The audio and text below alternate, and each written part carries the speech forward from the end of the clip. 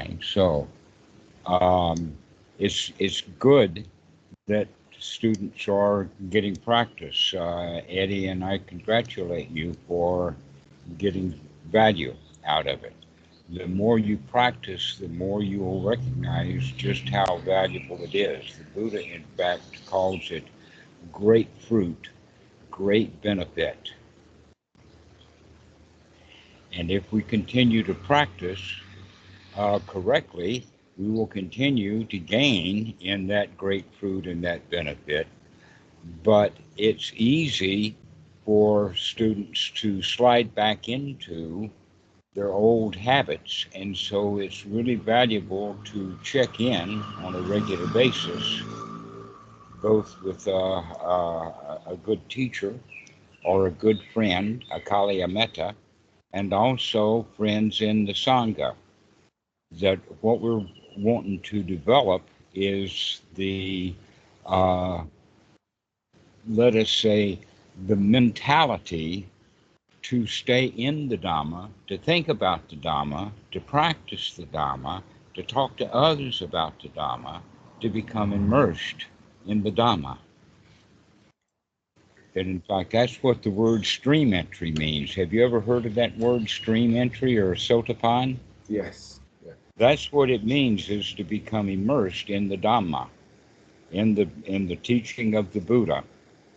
Now, the word Dhamma has a wider context, in the sense that everything is Dhamma, and that it's especially everything is Dhamma when we pay attention to it in reference to the teaching of the Buddha, and so that you can see the Dhamma everywhere. Whenever you're around people who are miserable and fussing and all of that kind of stuff, wanting to argue, you can see there's the Dhamma. They're in unwholesome thoughts. And also, when you're around members of the Sangha, ones who are practicing nobility, then you can see in them, yep, there it is. I can see the Dhamma. And so looking at the Dhamma, seeing the Dhamma everywhere.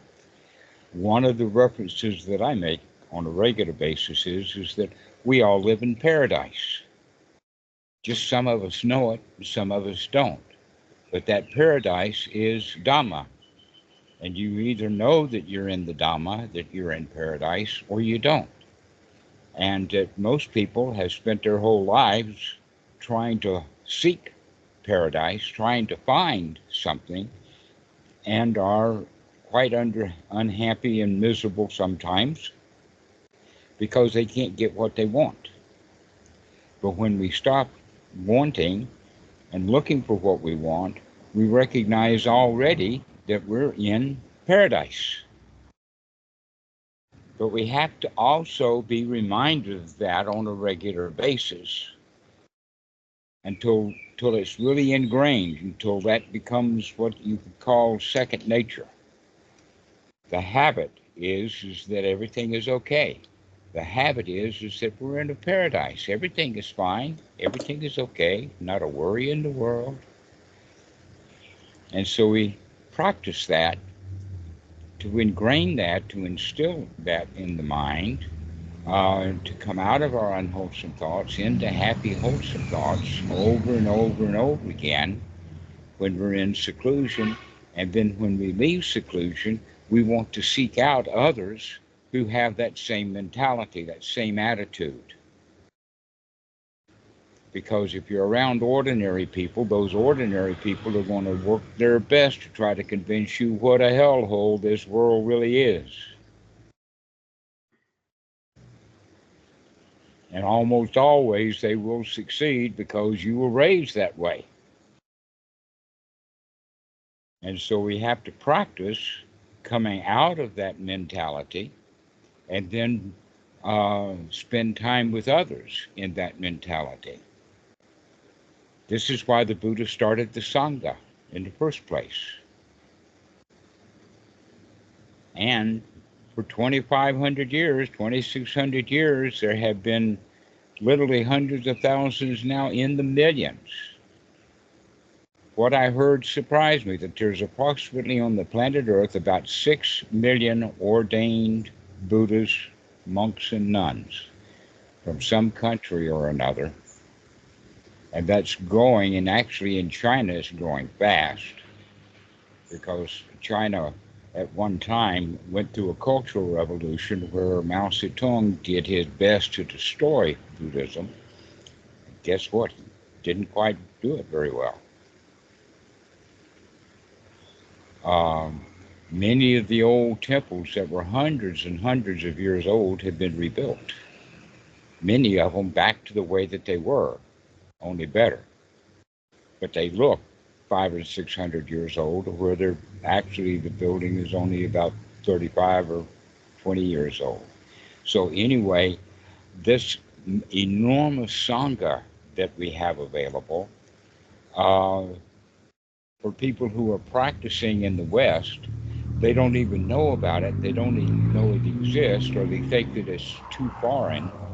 And so what they do is buy their way into retreats. They buy books. They go online and talk to people on Reddit and all of that kind of stuff, who are people who know a little bit about Buddhism, but they haven't really come to that point that they know that they live in paradise and that all is well.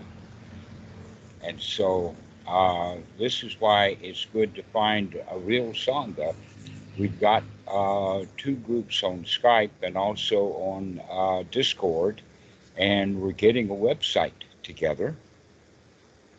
And that in this website, we have thousands of places where people can go to find that friendship, to find that Sangha, to find that noble friend that they're looking for, rather than looking in books and looking on into retreats and all of that kind of stuff, which is basically business. That Buddhism in the West has been dressed up in a business suit. I know, because you use that word that they use. That's the business suit crowd that use that word sits, to where anapanasati can be practiced in any posture, in any position. Any time that you remember it, wherever you are, there you are, it's time to practice.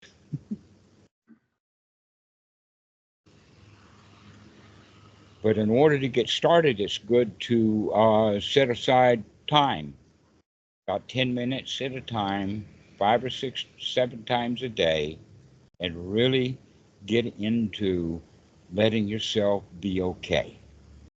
No place to go, nothing to do, and I can relax. The job that needed to be done has been done. And all of those kind of wholesome thoughts. And pretty soon we begin to feel good. I have a question on, you said the 10 minutes. When the particular practice is quite enjoyable, it sometimes happens that I set a timer and 10 minutes is up, but naturally... Don't set a timer. Turn the timer off. Okay. Set as long as you want to. Set as long as it feels good to. Okay, yeah. But people say, oh, I've got a busy life. I can't spend all day doing it. And the answer to that clearly is, don't have a busy life. Stop having a busy life. And just sit down and just relax and enjoy yourself. But that's one of the beautiful parts about being a monastic in the Sangha, is you don't have any work to do. You can sit around all day and practice. Just practice being happy.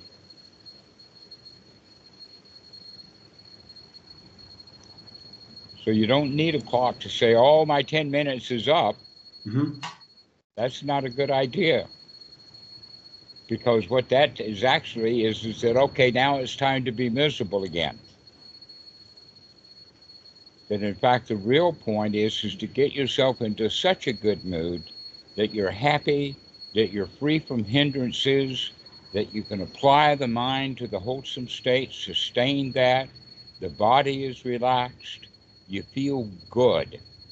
You feel safe and secure and satisfied and ultimately successful. And once you get into that state, then the thing to do is to learn to walk around in that state. Eventually learn to talk to people in that state. Eventually learn to use the computer in that state. That being in that state, and by the way, the state that we're talking about, I've just defined it. Let me go over the qualities again. Number one is you're free from the hindrances. There's no unwholesome thoughts. You're not worried. You're not restless. You're not full of questions and doubts. You're not groggy or tired. You're not in a state of wanting something. You're not disgusted with anything. That you're okay. All right, that's freedom from the hindrances, and we keep applying the mind towards being free from the hindrances, and then learn to sustain that. Applied, sustained, free from hindrances, and then we bring in that state of sukha. That state of sukha, by the way, is exactly opposite of the state of dukkha. And that state of sukha means that you feel safe and secure and comfortable and satisfied. And satisfaction, by the way, is exactly what the Buddha teaches, dukkha, dukkha nirodha, to come out of our dissatisfaction into a state of satisfaction. That's all he teaches. But wow, what would the world be like if most of the people walking around were walking around in a state of satisfaction? There wouldn't be much shopping done because people are already satisfied. They got everything they want. They don't buy much. They don't argue with each other because they're already satisfied. They don't have to convince anybody of their argument in order to be satisfied. They're already satisfied. Wow, what a nice world this would be. People wouldn't bother to have standing armies because there's nobody to fight because everybody's satisfied with the way things are. Dictators wouldn't have much of a shot because dictators need to keep people poor and miserable so that they feel wonderful and satisfied by getting what the dictator gives them. But if people are already satisfied, then they don't care about a dictator or a politician. So, getting around other people who are in that state of satisfaction will help you stay in that state of satisfaction. You can walk around in that state of satisfaction. And by the way, these things that I'm talking about, freedom from the hindrances, applying the mind to the wholesome, staying in the state of wholesome, having that state of satisfaction and joy, and also in a state of relaxation. That's the definition of the first jhana. Mm-hmm. And so that's just walking around money. First jhana. Being in that state of satisfaction. And getting around others who are in that state of satisfaction, because all those people who are not satisfied, misery loves company. And so they want to pull you into their state of misery with them. And so it's better for you and many other beginners is to stay with people who are comfortable, happy, and satisfied. Doesn't that make sense? Yeah.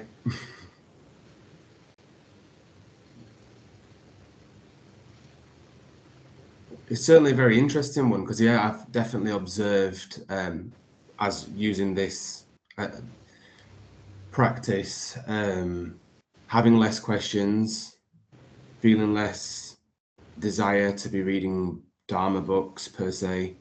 And then the slippery side of it was kind of noticing and being aware that as that happens, sometimes the motivation to practice can then decrease, but it's being mindful of that. Hence, as I said earlier, why to keep touching base and keep reminding myself. Mm-hmm.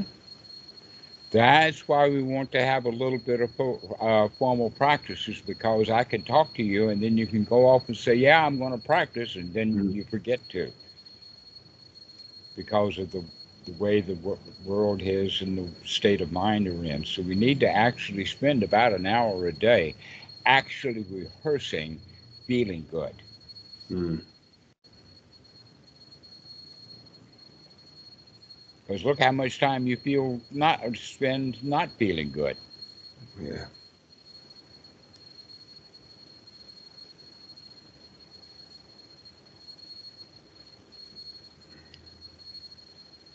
So rehearse, practice.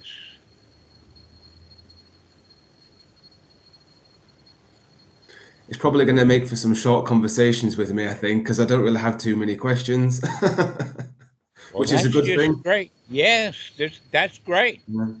That in fact, not having a lot of questions is the right attitude to have, because having a lot of questions comes from the state of doubt, which is a hindrance. So when you don't have any questions, then you can just relax and feel good. And when you have questions, then to say, oh, look at that. I think that I will feel better if I get the answer to that question. And in fact, you don't need that answer in order to feel good. The questions are kind of irrelevant once you have the basics. Just enough knowledge to feel good. And yet, look how many Buddhists read all of these Buddhist books, write all of these Buddhist books. The library is enormous. I can imagine that there would be somewhere on the planet Earth a whole city library that's got nothing but Buddhist books in it. There's that many of them. Why? Because people were asking questions and doubtful and wanting answers that they didn't need.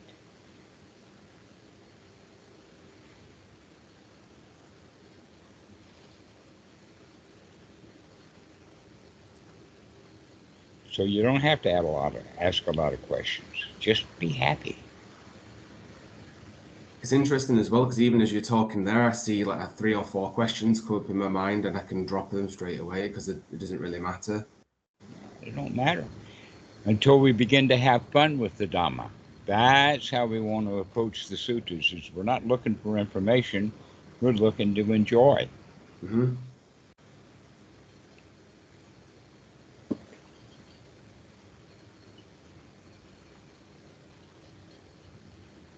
No problems, no worries, no doubts. Everything is all right. This is what we can practice. Go ahead. I was also quite pleasantly surprised how the technique of using long, slow breaths worked. I've never consciously done that. Usually I would just leave the breath as it is. And yeah, I was, because at first it felt like, is this some sort of yoga practice? Almost, if you've ever heard of Ashtanga yoga, where there's the Ujjayi breathing. Guess Obviously, where they got it from? yeah, because it does really feel good. That's the thing. Yes, it feels good to have long, slow, deep breath. In fact, it's got several advantages. One advantage is that if we can remember to breathe in long and to remember to breathe out long, every in breath and every out breath then is 2 occasions to practice sati, which means the skill is going to grow, and we're going to be here now much more often because we're here now practicing with the breath. And then there are physiological reasons. One of the physiological reasons is that as we're breathing in long and deep, we're oxygenating the blood better, which means there's going to be better blood flow to the brain, which means we're not going to be so tired. And then on the out breath, because we're breathing out long, we're going to be cleansing the body. That all of that oxygen that comes in and gets trapped in the lungs and going into the bloodstream, on the out breath, there's an exchange, and a lot of carbon dioxides then will leave the blood and get into the air, and then we breathe that out.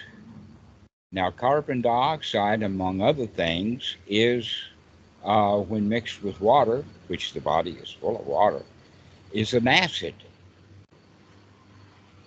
And the acid is what makes us tired. When alligators are wrestling, they get tired very quickly because they don't have a good circulation system, so that the oxygen that comes into the muscles and gets used up very fast, and now the muscles are full of carbon dioxide and they can't operate well. And so that's also true of the brain, that when we're not breathing well, the blood is full of carbon dioxide and not so much oxygen. So breathing really helps to wake us up, as well as making us feel good, vibrantly alive. And then there's, as I said, there's the mind training that helps us to train the mind that while we're breathing in long, it's not just the body that's doing it, it's the mind that's remembering and to applying that. And so it's a mental training in several respects. And so it's really good, this breathing thing.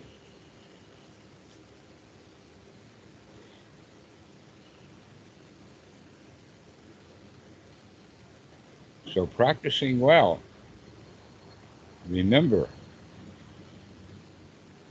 and that the skills will grow quickly. Yeah, one thing I also noticed with the long, slow breathing was this almost like a habit pattern of the mind to kind of be looking for the next breath rather than focus on the whatever, the inhalation, the exhalation, or the natural pause here and now. And then sometimes the kind of, it feels to me like the craving in the body where it's like gripping, trying to grip the breath and how much tension that the body holds. Mm-hmm. So it shows Yes, a lot of different aspects. that's another value is that when we're breathing well, when we're breathing long, all of the tensions that were in the body become more noticeable. This is actually step 3 of Anapanasati, is begin to see what the body is doing, seeing the tension, seeing the anxiety, seeing the gut disappointments and all of that kind of stuff, seeing the anger, that in fact you know that when someone gets anger, it's physiological. It's not just mental. They talk about the throat and the neck and the face will get red. Sometimes they get so angry that everything turns red because the blood is so heavy, even into the eyes. And so that's an old saying that Pedro sees red. So the fists tighten up, the body gets tense when we're ready for fight or flight. But when we're relaxed, we breathe well. Also, there's a state of when we're afraid, we go into a state of freeze. And so freeze, fight, or flight are the 3 stages that people spend quite a lot of time in. And when we're breathing well and relaxing, we're not in those 3 things of freeze, fight, or flight. We're relaxed. We practice that. And then when we start to freeze, fight, or flight, we know it. We can see it. And then we can do something about it so that we can bring the body back to a state of relaxation, which is both the factor of the first jhana, and it's also mentioned in the Anapanasati Sutta, that the whole point of learning how to breathe well, breathing in long, breathing out long, is to know the body so we can relax the body. And so all of this stuff works together. And they call it yoga. Have you ever heard of the word pranayama? Yeah. Do you know that pranayama and anapana are the same word, just backwards? Prana and anapana. Yeah. Okay. One's got an R because it's in Sanskrit. Pranayama and anapana. Same word.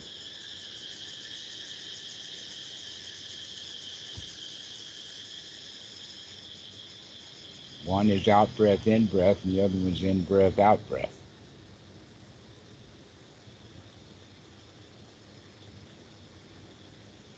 So yeah, we're doing yoga.